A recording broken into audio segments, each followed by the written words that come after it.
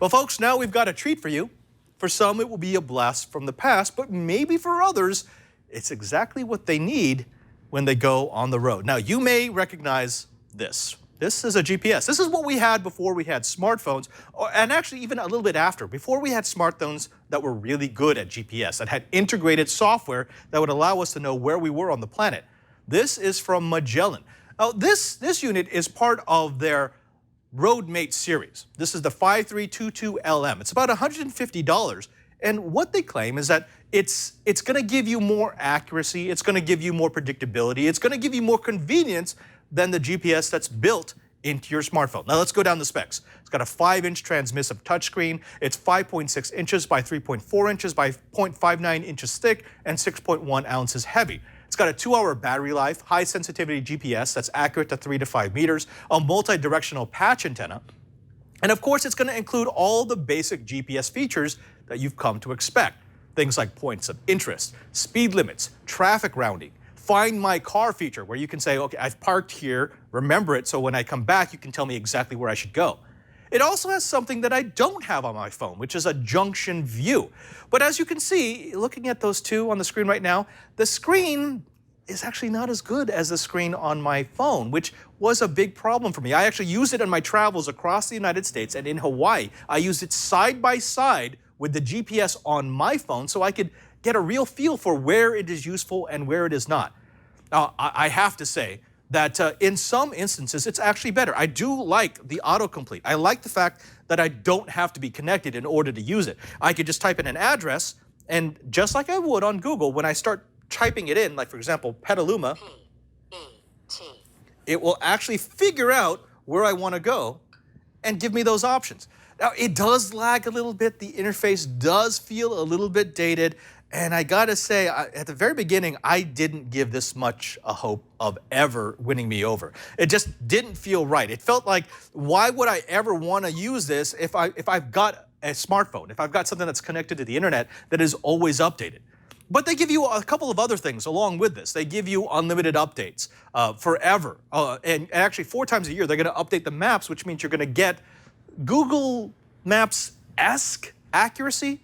And they'll also give you things like traffic camera alerting and speed alerting so that you know how fast you should be traveling and you know where traffic cameras will pop up so you can avoid them. It also does real-time traffic routing just like you would get on a connected phone, except you don't have to worry about network connectivity. If you've ever traveled with a GPS on your phone, you know that sometimes you run into spaces where you get spotty coverage and suddenly your traffic alerting goes away, or even, worst case scenario, the map itself goes away. It's not going to happen if you're using a dedicated GPS. Now let's talk about the pros and the cons. The pros is definitely the lifetime 4-time-a-year annual update. Speed limit, traffic cam alerting, I like that. The highly accurate maps and no need to be connected. In fact, there was one place where this really came in useful, and as you can see, I still have the map set for that. When I was in Hawaii, my Google device on my phone kept telling me to go down the wrong way of a one-way street. I guess someone put in that information wrong or they just didn't map it out correctly. But Google Maps kept giving me wrong directions. That didn't happen anywhere else. I traveled all the way across the country from Washington, D.C. all the way back to San Francisco, and both my phone and the GPS were just as accurate. But if you're in a place where the maps aren't as good, or let's say the GPS signal isn't as accurate, then this actually does have a use case. However, on the cons, poor battery, 2 hours, not great.